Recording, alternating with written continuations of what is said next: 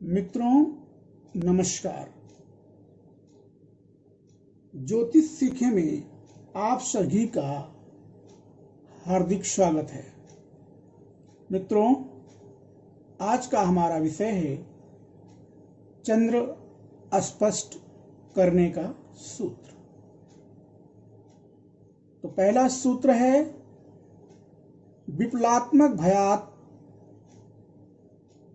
भयात गुणे 60। जो मान प्राप्त हो उसे दोबारा फिर से 60 से गुणा करें तो हमारा बन जाएगा विप्लवात्मक भयात। नंबर 2, पलात्मक भवभोग। जो हमारा भवभोग है उसको 60 से गुणा करें तो बन जाएगा पलात्मक भवभोग। नंबर 3, घट्यादि। घट्यादि का मतलब होता है घटी पल विपल। तो घट्यादि प्राप्त करने के लिए हमें क्या करना होगा? जो विप्लवात्मक भयात मुझे मिला है उसे पलात्मक भवभोग से भाग दे देना है। चौथा आएगा अंशादि। तो अंशादि में 60 गुणे गत नक्षत्र प्लस घट्यादि को 2 से गुणा करेंगे और उससे बाद में हम 9 से भाग करेंगे। फिर हमें नंबर 5 पे देखना है रास्यात्मक चंद्रमा बराबर अंश को जो भी प्राप्त है उसे 30 से भाग देना है। ये चंद्र स्पष्ट करने के 5 सूत्र हैं। मित्रों, चंद्र स्पष्ट के 5 सूत्रों को ज्ञात करने के बाद अब हमें चंद्र स्पष्ट करने के लिए क्या क्या चाहिए? तो नंबर 1 हमें भयात चाहिए, नंबर 2 भवभोग चाहिए, नंबर 3 गत नक्षत्र की संख्या अश्विनी नक्षत्र से गणना करनी होगी। मान लीजिए कृतिका नक्षत्र आया है तो हम अश्विनी से गणना करेंगे। अश्विनी 1, भरणी 2, कृतिका 3। तो गत नक्षत्र की संख्या यहाँ पे क्या लिख दी जाएगी? 3 लिख दी जाएगी। तो अब उदाहरण से देखते हैं आगे हम। माना कि 19 मई 2021 को दिन में 11:33 पर एक बालक का जन्म होता है जिसका भयात, भवभोग और गत नक्षत्र संख्या इस प्रकार से है। भयात है 1 घटी 6 पल, भवभोग है 59 घटी 57 पल। तो गत नक्षत्र की संख्या अश्लेषा आया तो अश्विनी से गणना करने पर अश्लेषा की संख्या 9 आती है। अब हम चंद्र स्पष्ट के पहले सूत्र का प्रयोग कर रहे हैं। नंबर 1 विप्लवात्मक भयात। विप्लवात्मक का मतलब इसलिए बोल रहे हैं कि पलात्मक के पल के बाद जो विपल होता है उसे भी यहाँ पे करना होता है। तो हमारा जो भयात है वो 1 घटी है। 1 घटी को हमने 60 से गुणा किया तो 60 आया और जो हमारा भयात है उसके बाद 6 पल और है तो हमने 60 में 6 को जोड़ दिया तो हमारा हो गया 66। तो ये हो गया पल। अब इसको फिर 60 से गुणा कर दिया तो ये हो गया विपल। तो इस पल विपल को मिला के हो गया विप्लवात्मक। तो दोबारा हमने 66 को 60 से मल्टीप्लाई किया तो इक्वल टू 3960 आया। अब यहां पर हम दूसरे सूत्र का प्रयोग करेंगे, पलात्मक भवभोग। तो यहां पर 59 हमारा भवभोग है, उसको इंटू 60 इक्वल टू 3540।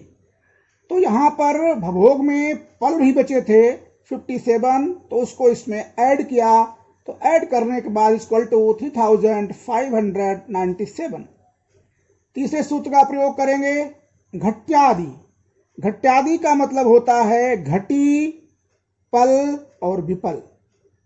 नोट, पलात्मक भभोग से विपलात्मक भयात को भाग देकर हमें घटी, पल, विपल में उत्तर प्राप्त करना होता है। अर्थात 3 उत्तर प्राप्त करने होते हैं, घटी, पल और विपल। तो अब हमने तीसरे सूत्र का प्रयोग करते हुए यहाँ पे जो हमारा पलात्मक भभोग है उससे हमने विपलात्मक भयात को भाग दिया। तो 3597 डिवाइड बाई 3960।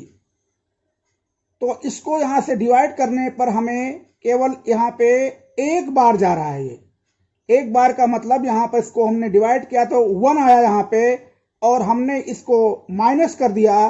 तो माइनस करने के बाद हमें यहाँ पर 363 यहाँ पे हमें वैलेंस, यहाँ पे हमें शेष मिला। बैलेंस आया 363 घटी। अब हमें घटी में उत्तर प्राप्त हो गया, तो अब हमें घटी को क्या है, पल में बदलना पड़ेगा। तो 363 घटी को पल में बदलने के लिए 60 से गुणा करना पड़ेगा, क्योंकि एक घटी बराबर 60 पल होता है। तो हमने 363 को मल्टीप्लाई किया 60 से, तो इक्वल टू आया 21,780। तो हमने फिर वही डिवाइड किया, तो इसको जब हमने यहाँ डिवाइड किया तो हमें यहाँ पे 6 बार ये जाएगा। 6 बार जाने के बाद हमें यहाँ पे 21,582 आया। इसमें से माइनस किया तो हमको यहाँ पर मिल गया 198 बैलेंस शेष। अब हमें घटी पल में उत्तर मिल गया, घटी वहां पे मिला, पल ये मिल गया। अब हमको क्या चाहिए, विपल। तो 198 को विपल में बदलने के लिए 60 से गुणा करना पड़ेगा, क्योंकि एक पल बराबर 60 विपल होता है। 198 इंटू 60 इक्वल टू 11,880। इसको हमने पलात्मक भभोग से फिर भाग किया तो यहाँ पे 3 बार जाएगा। तो क्या आ गया, यहाँ पे आया 10,791। तो यहाँ पे 3 विपल आ गया। तो अब यहाँ पर हमने इसको माइनस किया तो शेष बैलेंस आया 1089। अब यहाँ पे हमें उत्तर 3 मिल गए, घटी पल विपल में उत्तर मिल गए, तो हमने इसको छोड़ दिया। हमें 3 उत्तर की आवश्यकता थी, घट्यादि, घटी पल विपल, 3 उत्तर मिल गए। तो हमें घट्यादि में क्या आया, 1 घटी 6 पल 3 विपल। तीसरे सूत्र का प्रयोग पूरा हुआ। अब चौथे सूत्र का हम प्रयोग करेंगे अंशादि। तो वहां पे 60 इंटू सूत्र है गत नक्षत्र प्लस घट्यादि इंटू 2 डिवाइडेड बाई 9।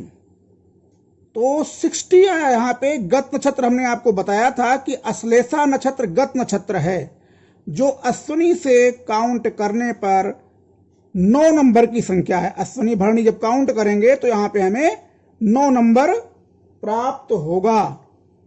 तो अब अश्लेषा नक्षत्र अश्विनी से अश्लेषा 9वां नक्षत्र है, तो वहां पे उसे मल्टीप्लाई किया तो आ गया 60 इंटू 9 बराबर कल टू 540। अब इसे क्या है, प्लस घट्यादि इसमें जोड़ना है। तो जोड़ने के लिए हमने क्या किया, 540 को जोड़ने के लिए आगे 00 कर दिया उसके, जिससे आपको समझने में आसानी रहे। अब हमें जोड़ना क्या यहाँ पे है, जो हमें घटी पल और हमें विपल मिले हैं, क्योंकि घट्यादि हमको मिला क्या है, 1 घटी 6 पल 3 विपल मिले, उनको जोड़ दिया हमने। तो ऐड किया तो क्या आया यहाँ पे हमें 541। एक ही घटी था, 6 पल यहाँ पे आ गया और 3 विपल। अब सूत्र क्या है यहाँ पे, इंटू 2। तो हमने इसको प्राप्त मान को यहाँ पे मल्टीप्लाई किया तो हमें क्या मिला यहाँ पे, हम मल्टीप्लाई करेंगे 541 घटी इंटू 2 तो हमें मिलेगा 1082। और हम पल को जब गुणा करेंगे 2 से तो हमें मिलेगा 12 पल, और 3 विपल को इंटू 2 करेंगे तो हमें मिलेगा 6 विपल। तो हमें कितना आ गया, 1082 घटी 12 विपल एंड 6 विपल। अब उपरोक्त मान को सूत्र के अनुसार 9 से भाग देना है। अब 9 से हम इसको जो मल्टीप्लाई करेंगे सूत्र के अनुसार, तो यहां पे देखिए थोड़ी संख्या हमारी आगे चली गई है, तो आप लोग समझ लीजिएगा। 9 से इसको डिवाइड किया तो हमें यहाँ पे 10 है, तो एक बार 1 मतलब एक बार केवल जाएगा। 9 1 जा 9, यहाँ पे आगे चला गया था, ये ध्यान रखिएगा, भ्रमित मत हो जाइएगा। ये 10 में से यहाँ पे -9 है, तो 10 में से -9 जब चला गया तो यहाँ पे 1 आ गया, और 1 हो गया, और यहां से हमने उतार लिया कितना, 8 उतार लिया हमने। अब हम फिर इसको मल्टीप्लाई करेंगे तो 2 बार यहां पे ये जाएगा। 9 इंटू 2 इक्वल टू 18, तो 18 आ गया, तो यहां पे हमारा हो गया क्रॉस। अब हमें आगे की अगर संख्या उतारनी है, यहां पे पूरी संख्या कट गई, तो कोई भी संख्या यदि हमें ऊपर से उतारनी होगी तो उस उतारने से पहले हमें यहाँ पे 0 बढ़ाना होता है, तो हमने 0 बढ़ा दिया। तो यहाँ पे 120 अंश आ गया, 120 अंश। अब यहाँ कितना बचा, 2 घटी बैलेंस। अब 2 घटी बच गया, तो हमें 2 घटी को हमने पल में बदलने के लिए 60 से गुणा करेंगे। 60 से जब गुणा करेंगे तो 2 इंटू 60, और वहां पे हमें अब कितने पल बचे थे, अभी आगे पीछे ऊपर 12 पल बचे थे, हमने इसमें 120 में जोड़ दिए, तो 132 हमें मिला।